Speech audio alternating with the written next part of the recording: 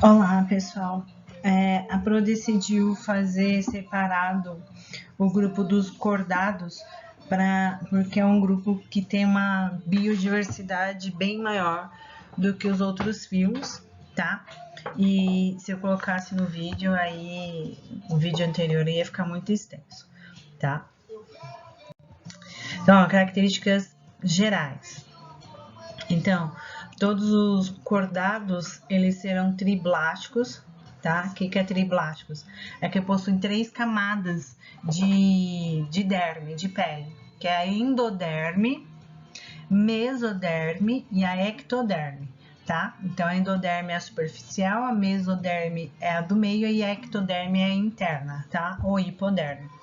Serão celomados, então vai ter o sistema nervoso completo, vai ter uma estrutura que vai proteger esse sistema nervoso. Simetria bilateral, então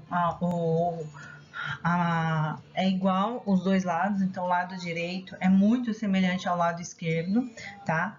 São deuterostômios, né? O que é essa questão de deuterostômios, tá? Então no grego significa deutério, significa posterior, estoma, boca. Então aqui no desenvolvimento embrionário já começa a ter a diferenciação de boca e ânus, diferente dos primeiros filos que a Pro falou para vocês, como os poríferos, como os plateumintos, tá? Por conta de ter o mesmo canal. E aqui, a partir deles, né, todos os animais já vai ter essa questão de boca e ânus, tá? Agora, uma característica exclusiva dos cordados, né, que é extremamente importante, pessoal. Esse notocorda, tá? Esse notocorda é um bastão flexível, né? Muito resistente e é o que vai dar sustentação ao corpo, tá? E além da sustentação ao corpo, é o que vai ter o tubo nervoso. Nós, seres humanos, será a nossa coluna vertebral. Então, o notocorda seria a nossa coluna vertebral, tá? Fendas branquiais, né, ou faríngeas, é o que? É localizado na faringe, tá? E é o que vai dar origem às brânquias, que é o caso dos cordados aquáticos, tá? Então, é muito semelhante o que os peixes têm, que são as guelras, que ficam aqui perto da cabeça, tá? E essas fendas, é como se fosse rasgos no tecido para poder fazer a respiração, tá? Tubo nervoso dorsal. Dorsal é porque fica nas costas, então o sistema nervoso ele vai ficar nas nossas costas, então se chama dorso, tá? Alguns animais a gente não fala costas, né? Então acaba sendo o dorso, tá? E ele é tubular, então ele tem o formato de um cano, né? De um conduíte e o sistema nervoso vai passar por meio desse conduíte, tá? Cauda pós-anal, né? Isso daqui, pessoal, é o que o girino tem na fase dele, tá? Então, essa cauda pós-anal, algumas espécies vai ter só em uma fase da vida e tem algumas que vai ser por toda a sua vida, mas a maioria é só na fase larval, no início do desenvolvimento embrionário, tá? Aí aqui a gente tem o desenho, tá? Então, ó, o que que é? Né? Essa parte aqui, ó, que é o início do desenvolvimento embrionário, tá? Essas aqui são as fendas branquiais, tá? Que vai ocorrer a respiração. Aqui é o dorso, aqui em cima assim, ó, tá? E aqui vai ser a parte inferior, tá? Então, agora, esse daqui, ele foi o corte longitudinal. Longitudinal que foi assim, ó, em forma de lâmina, tá? Então, aqui a gente vai ter, ó, o ânus. A boca geralmente vai ficar por aqui, tá? Aí vai ter a epiderme, né? Vai ter o tubo digestivo, que vai fazer essa junção de boca com ânus, tá? A notocorda, ó, então aqui, ó, eu tenho o tubo nervoso aqui, ó, que é a parte azul, tá?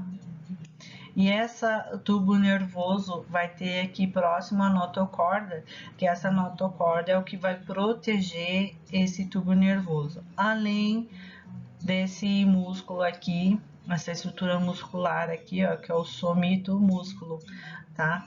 Então, aqui tá no corte longitudinal, então é como se fosse de comprido, e aqui é quando eu parto ele ao meio, tá? E a gente consegue observar toda essa questão.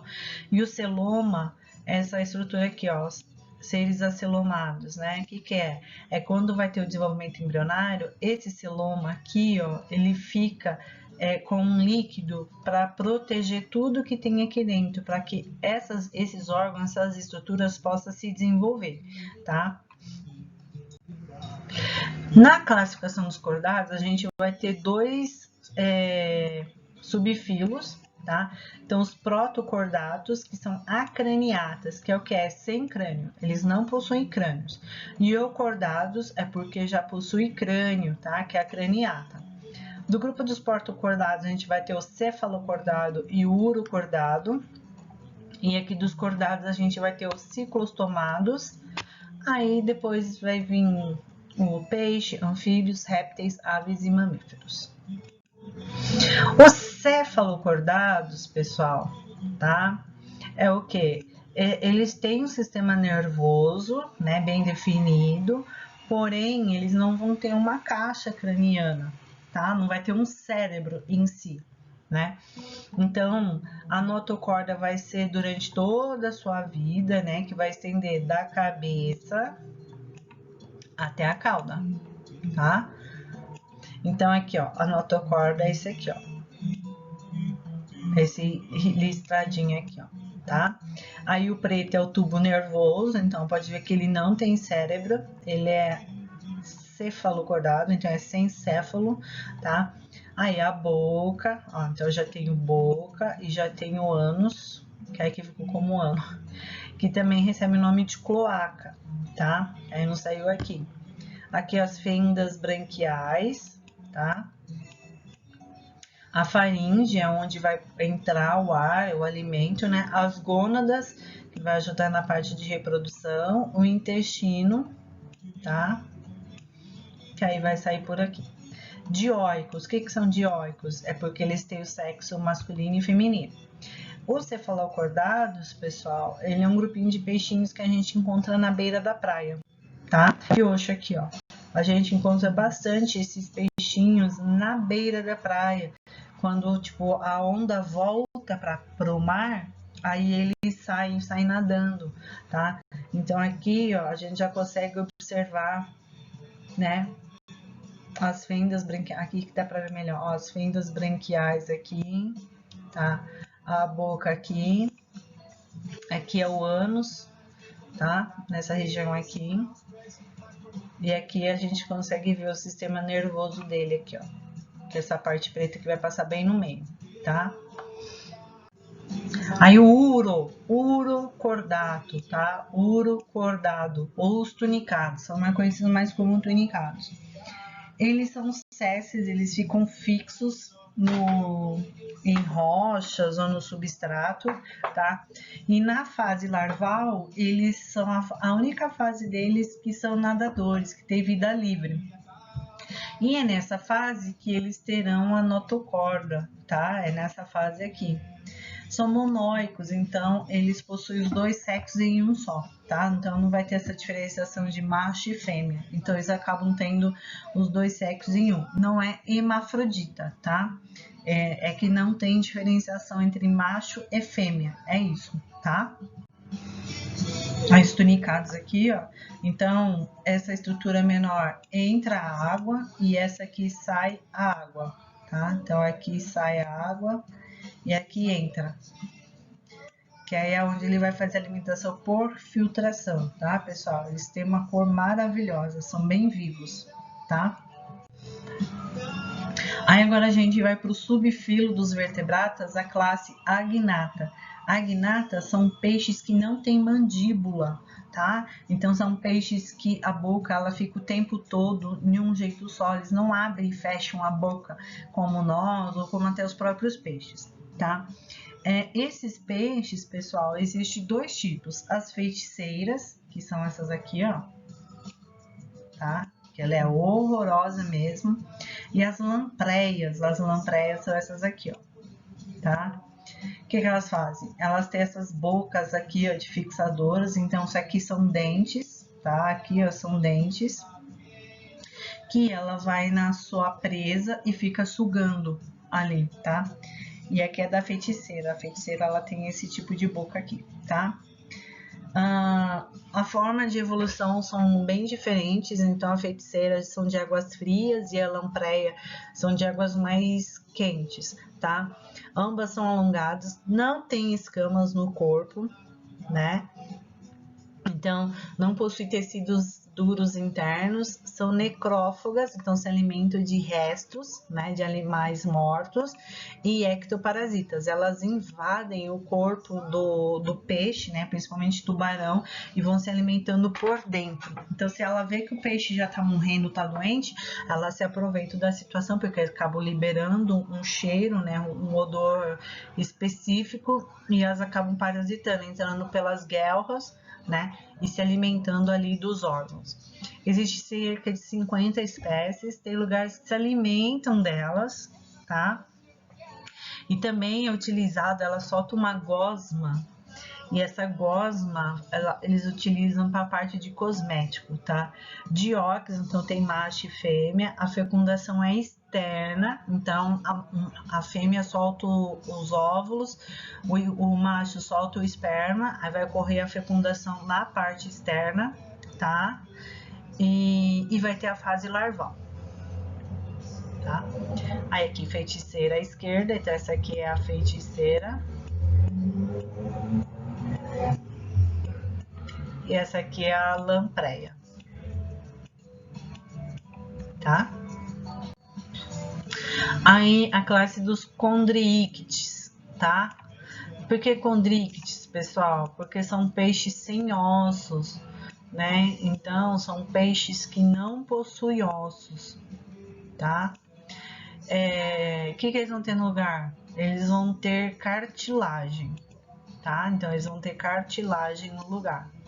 Aqui a gente vai ter os tubarões, que aí tem o peixe cascão, tá? A gente vai ter as arraias e também temos as quimeras que vivem mais no fundo de lagos e oceanos, tá? Existe cerca de 800 espécies, a maioria são marinhos, no caso aqui, ó, tubarão, né? Mas tem o cação, que ele é um tipo de peixe cartilaginoso, tá? As placas, as escamas são em formas de placas, e essas placas elas acabam sendo meio que soldadas, permitindo com que eles tenham uma velocidade maior. Por que eles são cartilagens, né? São cartilaginosos? Por conta do peso deles. Então, por eles serem peixes muito grandes, muito pesados, né? Então, a cartilagem faz com que isso se torne mais leve para o nado, né? E eles não têm as escamas como os outros peixes por conta também de facilitar o nado, que aí ele não tem tanto atrito na água, tá? A boca é ventral, então a boca ela fica embaixo, não na frente, igual de peixe, a boca fica abaixo, tá? Então a boca geralmente vai ficar baixa aqui, ó. Aqui é a boca, aqui é a boca. A da raia é embaixo também, tá? São heterotérmicos, então tem essa questão da temperatura, né? Então se tiver frio, ele vai ficar com o corpo frio também, tá? Ausência de bexiga natatória. O que é isso? A bexiga natatória, ela ajuda o peixe a boiar. Então, pelo fato de eles serem cartilaginosos e eles sempre ou nadam para frente ou para trás, né, e fazem círculos, e quando eles querem nadar, eles inclinam a cabeça e descem ou sobem, então eles não têm necessidade da bexiga natatória, tá? Aí os osteíctes, né, que aí são os peixes ósseos, tá? Então são os peixes ósseos. Cerca de 21 mil espécies, pessoal, é muito rico, muito rico. E aonde vai ter tanto de água doce quanto de água salgada. Os de água salgada são extremamente coloridos por conta do mar, por conta dos corais, isso acabou favorecendo. E os de água doce, eles são os escuros por conta do lodo, né, que tem a questão da terra, então eles acabam tendo essa coloração, tá? A boca deles, né, é terminal, então é no fim da parte, né, no início aqui, então aqui é a boca aqui, ó, a boca desse peixe aqui, ó, que ele consegue ficar um bom tempo fora da água, tá? Então a boca ela é terminal, ela é na frente, assim, tá? Vai ter as 4 fendas branquiais que ficam aqui, ó, tá? Então 2 de cada lado e protegidas pelo opérculo. O opérculo é aquela cavidade que fica próximo, parecendo um abre e fecha, tá? Aqui, ó. Isso é um opérculo, tá? Vai ter escamas de origem dérmica, então o que vai proteger eles do frio, né? Então se tá muito frio, eles fecham as escamas, tá? Que aí acabam não perdendo a temperatura corporal, tá? A presença da linha lateral, pessoal, isso daqui, ó, é bem isso aqui, ó, isso, ó. Essa linha lateral vai ajudar o peixe a se locomover e quando eles nadam em bando, eles conseguem ver essa presença, né, e o movimento da água, então ajuda na lateralidade também, tá? O que é a bexiga natatória? A bexiga natatória é igual uma bexiga, igualzinho uma bexiga, tá? Então, quando eles querem subir para a superfície, eles enchem a bexiga natatória, aí ele fica mais leve, aí ele sobe. Quando ele quer descer, o que acontece? Ele esvazia a bexiga, aí ele acaba ficando mais pesado e acaba descendo, tá? Então é uma forma que eles conseguiram fazer esse nado. Lógico, eles vão utilizar as nadadeiras, né?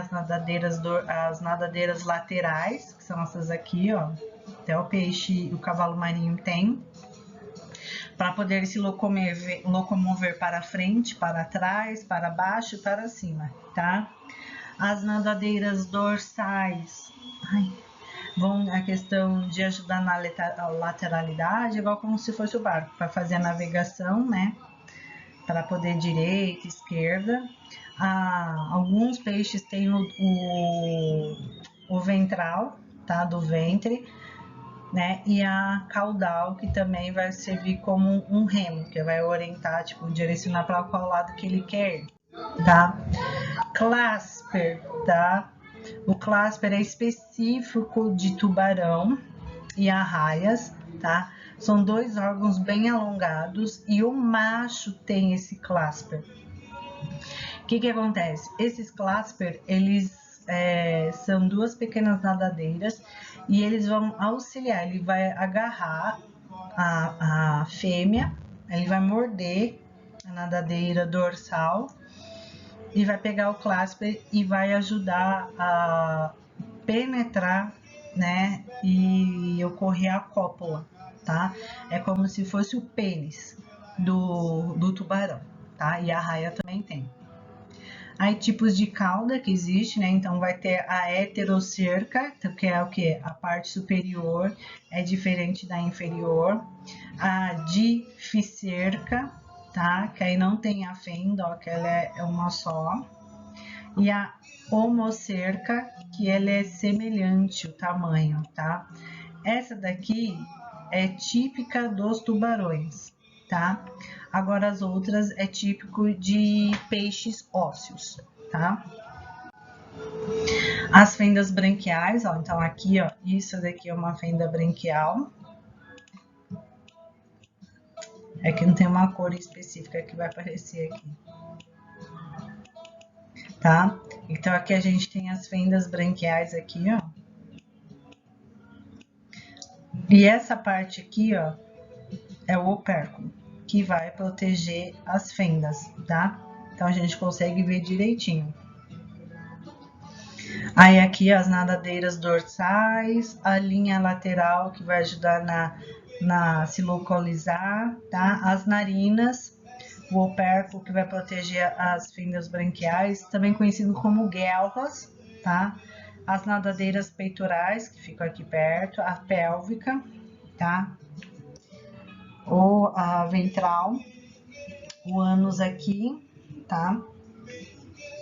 Aí esse é o nosso peixe. Agora já de tubarão, o que acontece? O tubarão não tem opérculo protegendo as fendas, tá? Então, o que acontece? A água entra por aqui, junto com o alimento, vai acabar oxigenando os pulmões, as brânquias, na verdade, e vai sair aqui o gás rico em dióxido de carbono, tá? Então, tem todo um mecanismo para ele poder fazer essa filtragem. Então, quando ele está entrando na água, ele abre a boca, aí ele fecha essas guelras aqui, essas fendas, aí faz a troca e depois ele libera, tá? Então, é por aqui que ele faz a liberação, tá?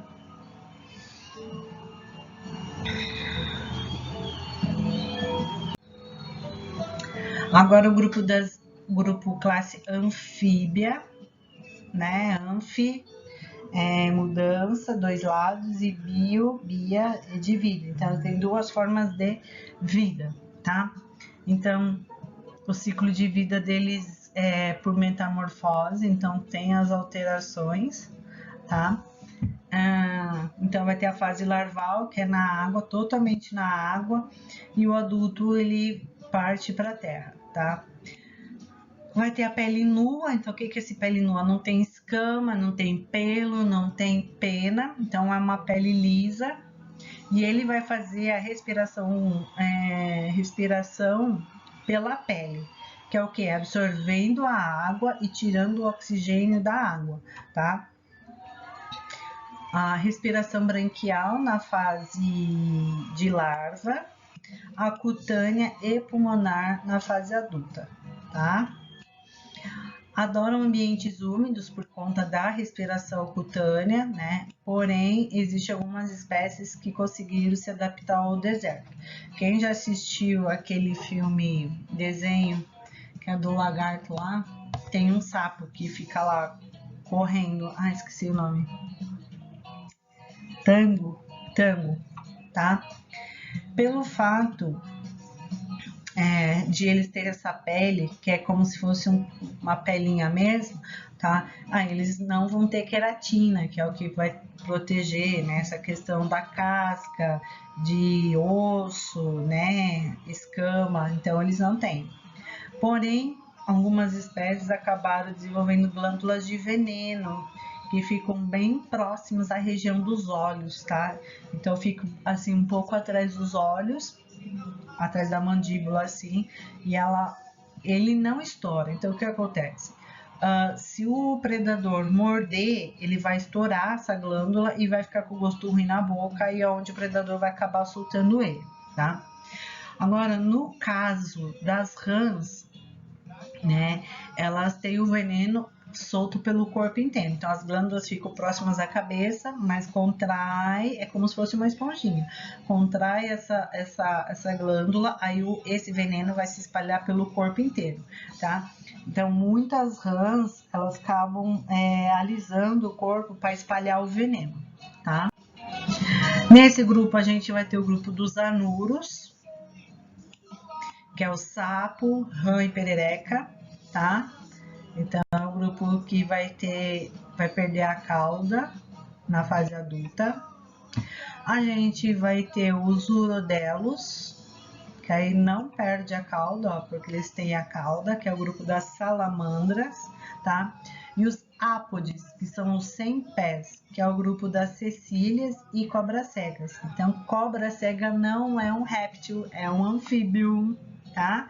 E Cecília, ela é bem semelhante à cobra-cega. Ela é bem semelhante, só que a Cecília é mais brava do que a cobra-cega. Ela é mais agressiva, só que ela não vai te arrancar, morder nem nada, ela vai atacar, mas ela não vai arrancar porque eles não têm dentes afiados, tá? Esse aqui é uma cobra-cega.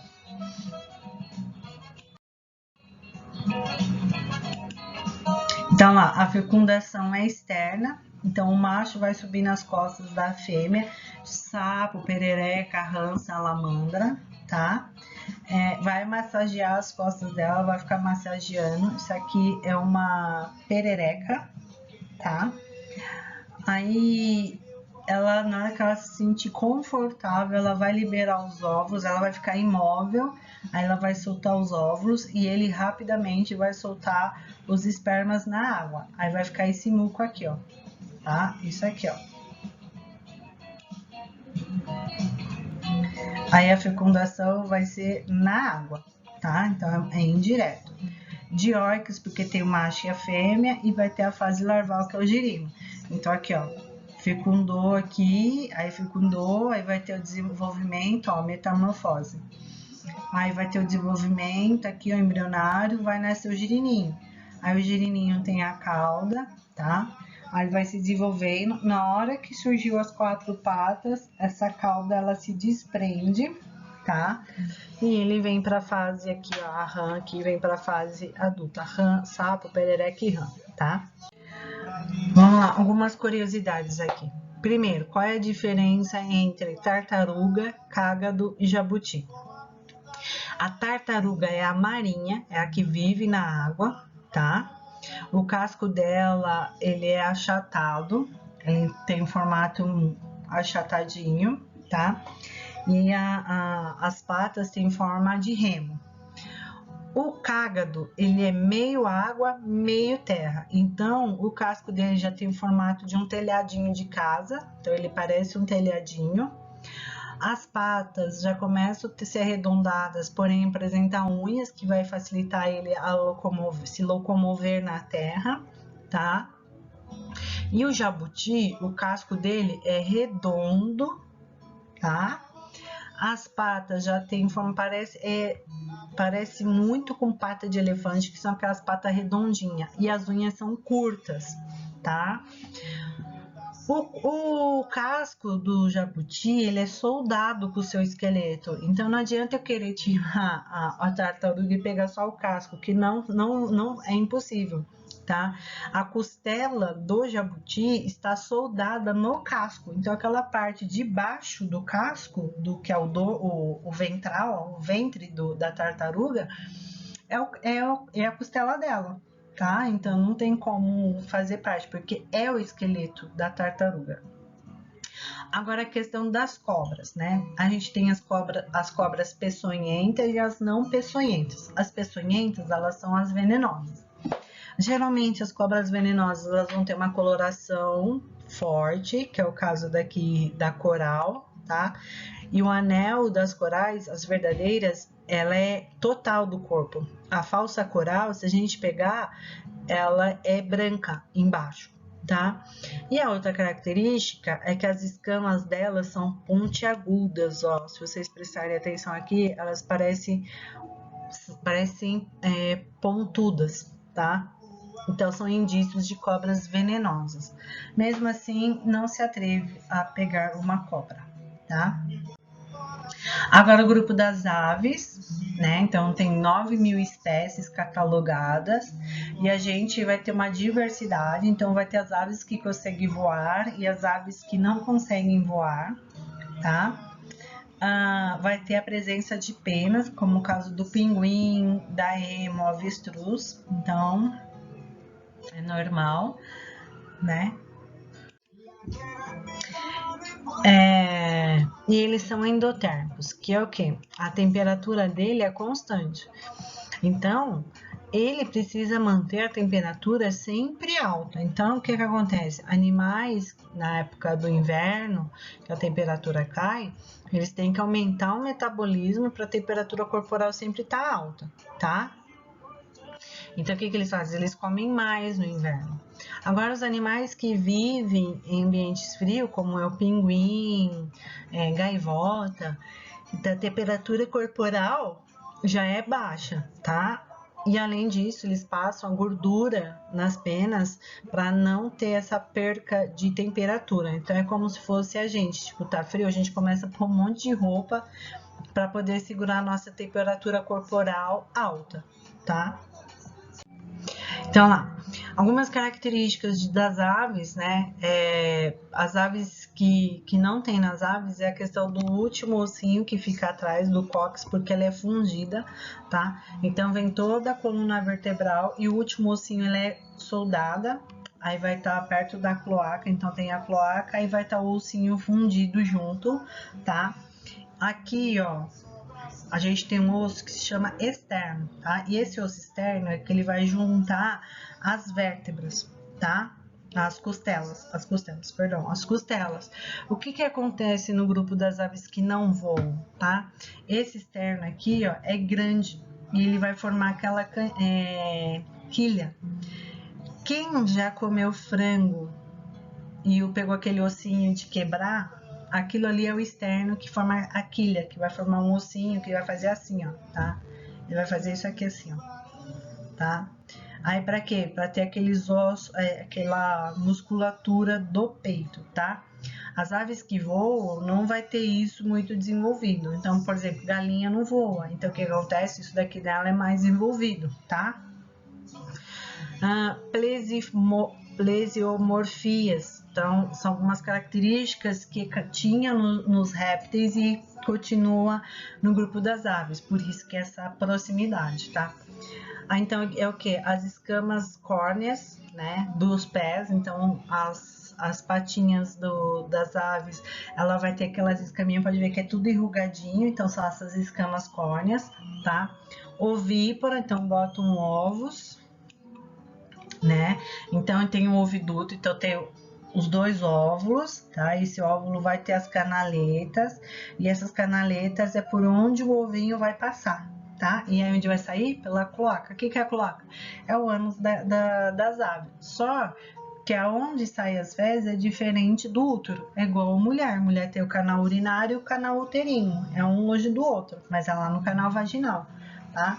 Então, elas vai ter um canal de fazer excreta e um canal de botar o ovo. Então, não tem contato o ovo com as fezes, tá?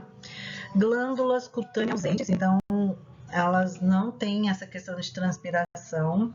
Agora, elas têm a uropigiânia, que é o quê? É uma glândula, uma bolsinha que fica na cloaca da ave, lá no ânus mesmo, lá na cloaca, tá?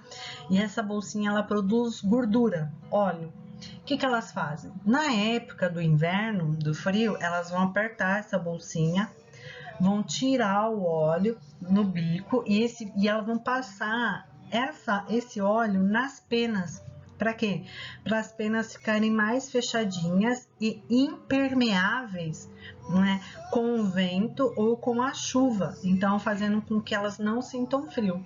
O que as aves fazem na época do frio? Além de passar essa gordura nas penas, elas estufam as peninhas, pode ver que eles ficam maior de tamanho assim, para impedir a passagem de vento, tá? Porque a temperatura delas é interna e sempre tá alta, então a temperatura dela é independente do lado externo. Porém, se a temperatura externa abaixar, elas vão ter que ficar cada vez mais quente para poder se manter em equilíbrio, tá? Apomórfias, então tem algumas características que acabam não tendo semelhança nem com os mamíferos e nem com os répteis, tá? Aí, como a Pro falou dos endotérmicos e vilosidade, né, no intestino delgado. Então, pelo fato de as aves comerem grãos, sementes, frutos, né? Então, algumas aves têm uma glândula, tá? Que vai ajudar a quebrar a semente, tá? E essa vilosidade vai ajudar a formar as fezes. Então, por isso que cocô de passarinho ele é mole, por conta dessa vilosidade, tá? Aí a gente vai ter o grupo das mamália, a classe mamália, né? Então, a classe mamália é o grupo que vai ter desenvolvimento de mamas e é um grupo, né, um subfilo, né, uma classe que conseguiu conquistar tanto a água quanto a terra, né? Por conta de se adaptar, de características, né, que conseguiram se adaptar. Então, nós também, né, somos endotérmicos, a nossa temperatura é interna, então se tiver frio, aí a nossa temperatura geralmente ela tende a diminuir Aí acontece que o nosso metabolismo começa a diminuir. Aí o que que a gente faz? A gente come para o nosso metabolismo aumentar. Mas o que que faz a gente se beneficiar é a presença de pelos. Então, temos pelos e além dos pelos, a gente tem glândula sudorípara do nosso corpo, fazendo com que essa glândula sudorípara proteja a nossa pele, tá? Cerca de 4.000 espécies é pouco, né, em relação às outras, né? E aí que a gente tem golfinho, tem baleia, tem equidna, tem ornitorrinco, tem cachorro, gato, leão, é diversificado. Nós, seres humanos, tá? Então lá, prototérios, então tem alguns grupos, né? É monotremado, tá, pessoal? Aqui é monotremado. Colocam ovos, então eles são o grupo dos prototérios, tá? Então é o grupo que coloca ovos. A gente vai ter os ornitorrinca e a equidna, que é parecida com o porco-espinho, tá? Metamérios, metatérios, que são os marsupiais. O que é metatérios, pessoal? Metade do desenvolvimento embrionário é dentro da mãe, a outra metade do desenvolvimento embrionário é fora do corpo da mãe. Aonde? Através da bolsinha, tá? Vou aqui a minha bolsinha aqui, tá? Então, metade dentro do corpo da mãe, a outra metade é fora do corpo da mãe, tá? Então, assim que o bebezinho lá dos marsupiais, que a gente tem o canguru, né? O que eles fazem? Ele vai sair do útero da mãe, vai subir a parede, escalar a parede, entrar na bolsa, e dentro dessa bolsa tem as glândulas mamárias, vai ter as mamas. Aí eles ficam grudados lá na mama lá e só sai quando eles tiverem já quase uns 6 meses, 1 ano, tá? Aí aqui a gente tem o canguru, koala, gambá. Gente, o do gambá fica aqui, ó, os marsupiais, tá? Fico bem embaixo aqui assim, ó. E o diabo da Tasmânia, que aí o diabo da Tasmânia é na barriga também, tá? Aí a gente vai ter os eutérios, que aí é onde tem a presença de placenta. Se tem presença de placenta, todo o desenvolvimento embrionário vai ser dentro da barriga da mãe. Na verdade, não é dentro da barriga, é dentro do útero, tá?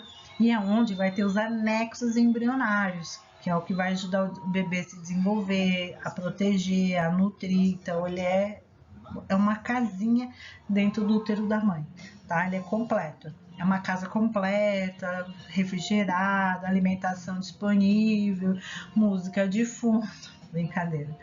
Aí a gente vai ter cão, gato, morcego, baleia, golfinho, cavalo, aí é diversificado, tá?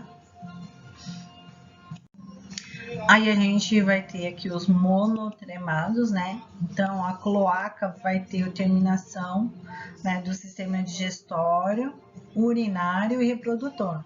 Então aqui o mesmo lugarzinho que ele vai fazer o cocô, vai fazer o xixi, vai se reproduzir onde o filhote vai nascer. Só que o que acontece? Vai ter cada um para um buraquinho para cada. Aqui a gente tem um ornitorrinco, que é o bico, né? As patinhas com unhas que são perigosas.